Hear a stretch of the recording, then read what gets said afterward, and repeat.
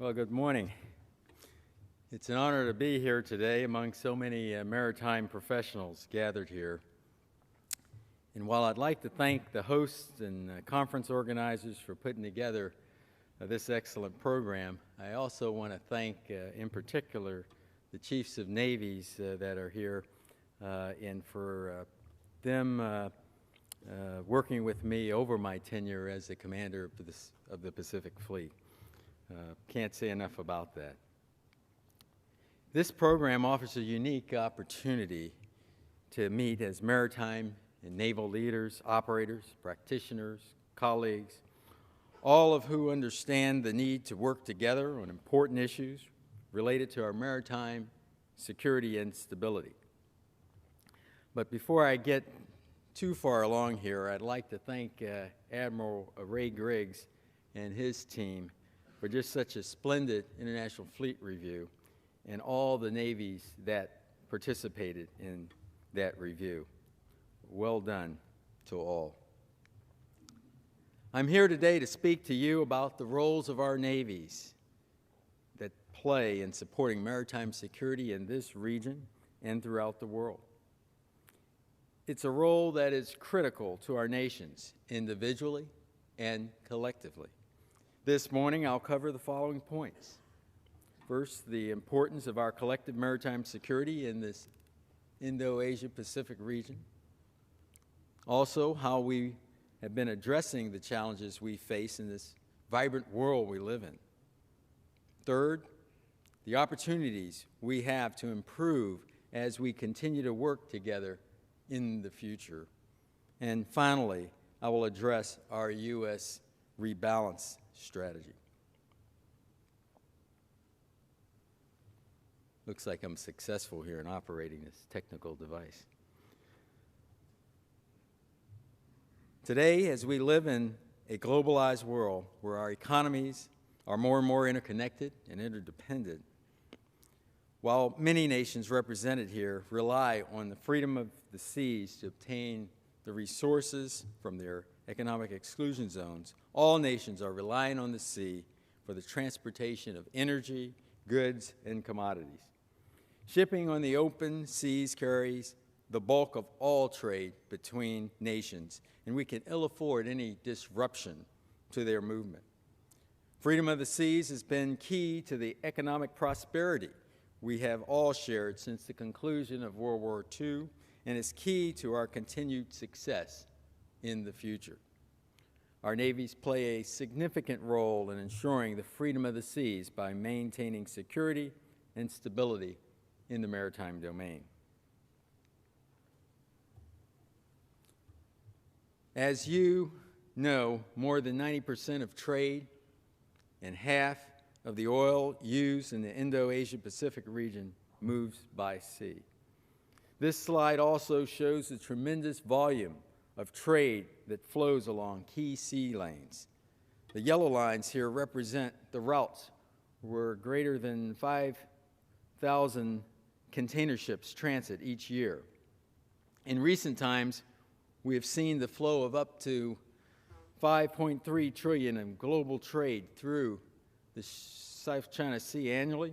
We've also seen as much as 1.3 trillion in U.S. trade flow annually through the Straits of Malacca. So clearly, the United States has an interest in this area, just as every nation in attendance here today.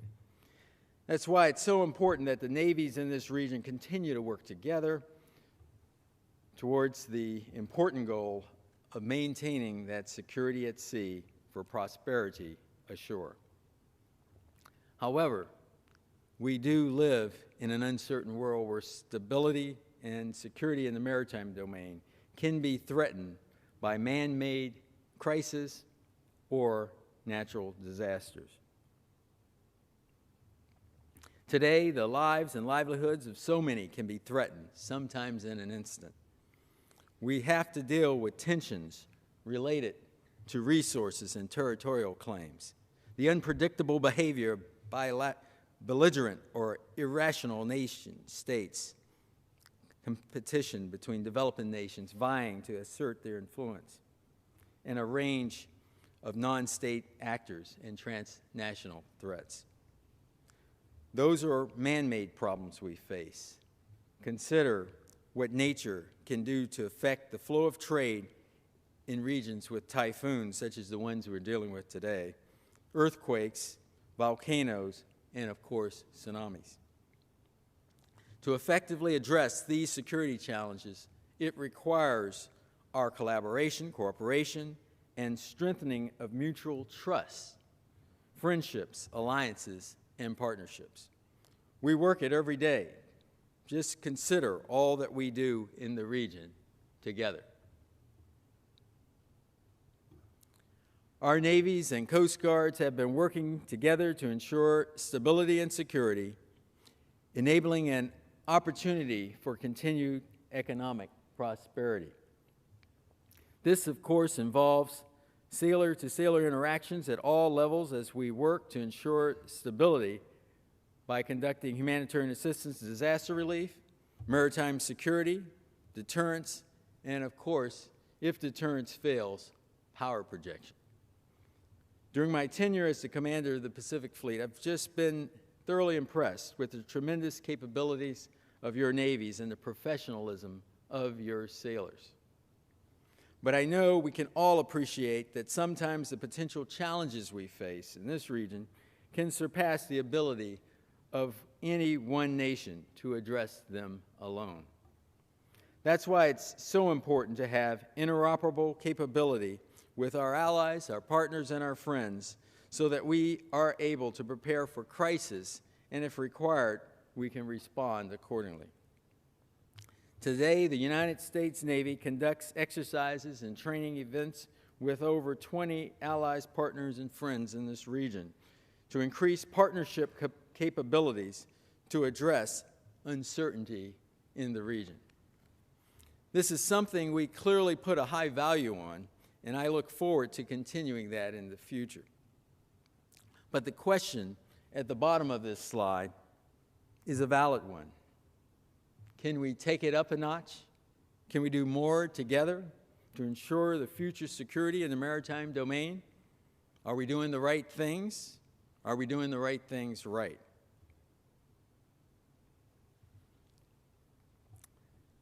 It's important to ensure credible interoperability between our navies. Of course, interoperability here means more than a commonality between our technology.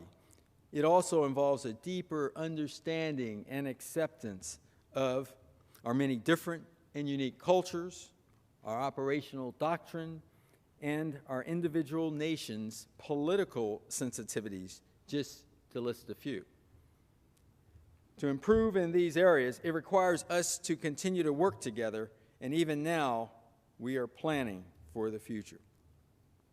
As an example, I'm delighted to see that so many have been willing to participate in the Rim of the Pacific RIMPAC exercise series. Last year was the largest in the RIMPAC history, with over 22 nations participating. We expect RIMPAC 2014 to be another history-making exercise by demonstrating our ability to unite as a fully interoperable coalition of navies. We can more effectively ensure security and stability that is so important to all of us here. That takes commitment on the part of everyone who has stake in the security in this region. As you know, this slide is particularly telling to me. 4 days ago, I was in Hawaii. Then I flew to Japan. Then I flew here. I was looking down at a lot of ocean throughout those flights. So if this picture in the middle doesn't fully convey to you just how big the Pacific is, it's one half of the planet, and my stiff body will reaffirm it's big. At 500 knots, it took about 10.5 hours to get to Japan. So as you can imagine, traveling by ship at 15 to 20 knots takes even longer. It takes about 10 days. That's why it's so important for our Navy ships to be deployed forward to those areas of consequence throughout the region. It's also important for your ships to be out and about in the region where their presence can act as a deterrent to criminal activity and mischief, and they can minimize their response time to crises as well. Of course, it is important to have the right presence for the right reasons. Though we all have many interests related to this important region, we must also remain mindful that security and stability is the cornerstone to shared prosperity and peace.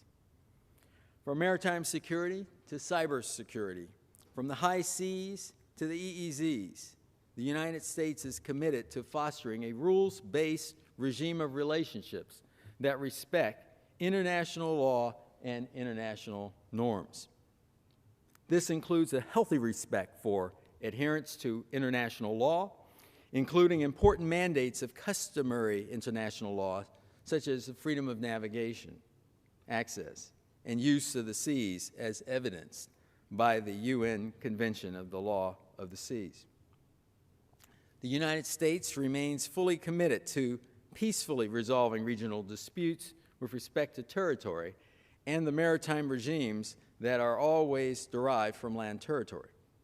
We remain committed to the goal of achieving a code of conduct with respect to these issues. It is the responsibility of our nations to demonstrate and reinforce our united commitment to establish international norms. While our forces can surge to respond to any crisis, it takes trust and cooperation for us to effectively confront crises together. Of course, you can't surge trust and cooperation. It takes time and effort to build it. As an example, consider the effects of trust and cooperation between the United States and Japan when the United States surged forces to help in the wake of that unprecedented earthquake, tsunami, and nuclear crisis of 2011. Our two nations have been working together to build that level of trust and cooperation for over 60 years. Of course, we've been working just as long with many of our allies and partners in the region and have built that same level of trust and cooperation with them. But there's more that can be done by reaching out to other nations and engaging them as well. The Pacific Partnership operation is a great example of the type of mission that helps partner and host nations start to build trust and cooperation. In 2012, they had the motto, prepare in calm to respond in crises. Working together with our allies and our partners and friends and non-governmental organizations in Pacific Partnership does just that. Here's another example of a multilateral success. Over the past decade, we have seen significant decreases in the incidents in the Straits of Malacca, where the Malacca Strait Patrols have combined their efforts with Indonesia, Singapore, Malaysia, and Thailand to prove that by working together, we can address any challenge. I am hopeful that we can translate these successes into combined efforts in other areas of concern. Today, we are looking to find more opportunities to work together in multilateral engagements so that we can further increase trust and cooperation in the region. As an example, our CARET exercises, that's Cooperation Afloat, Readiness, and Training, have traditionally been bilateral. But today, we're putting emphasis on our desire to improve in these exercises and make them more multilateral where it makes sense. During the last 7 decades, since the end of World War II, the nations of this region have shown their resilience by not only rebuilding, but thriving. Just look at the changes to several key cities in the Indo-Asia Pacific over the last 70 years as they have grown and prospered. This works.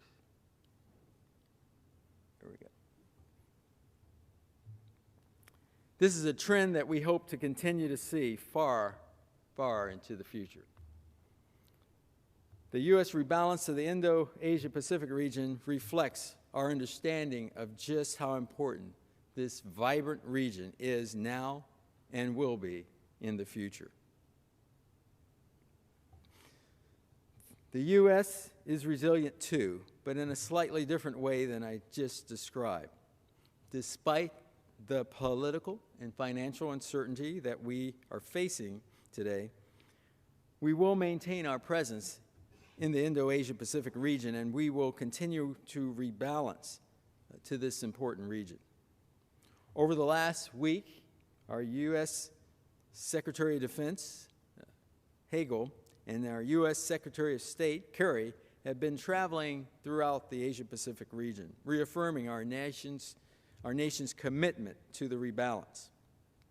At the bottom of this slide is a recent comment made by my Secretary of Defense. I think it speaks volumes. Quote, "The Asian rebalance is a priority. You always adjust your resources to match your priorities," quote. Since the end of World War II, our nation has maintained a continuous presence in the Indo-Asia-Pacific region as we worked to maintain security and stability in the maritime domain. Despite the cyclic nature of defense spending, our Navy has always maintained a robust and capable presence in the region. This time, in my opinion, it will be no different. We will remain postured forward, we will remain ready, and we will be rebalancing to this region. As I conclude, I'd like to talk a little bit more on rebalance. Of course, I'm excited about new platforms, modernization, equipment, and technology that continue to flow into this region, like the Littoral Combat Ship, the P-8 Poseidon Maritime Patrol Reconnaissance Aircraft, Virginia-class submarines, the new MH-60 Romeo and Sierra helicopters, just to name a few. I am, however, even more excited, though, about the intellectual focus of the rebalance. The whole of our U.S. government is rebalancing intellectual capacity and capability and leadership attention toward the region, and the United States Navy is doing the same. We're prioritizing doctrine in our concept of operations development and increasing our experimentation and the validation of new tactics, techniques, and procedures and operational concepts. We're developing our people to serve in and better understand the Indo-Asia-Pacific region, to include revitalizing the Foreign Area Officer program as just one example. Having talented people that know the region, building strong relationships is key to our success. We're also engaging in increasing powerful ways with you, our allies, partners, and friends, to match our priorities with, of course, yours. For above all, I believe our interests are intertwined and that it is our interest to continue to work together for a secure and prosperous future. I thank you for this opportunity to speak to you today and, of course, look forward to your questions. Thank you.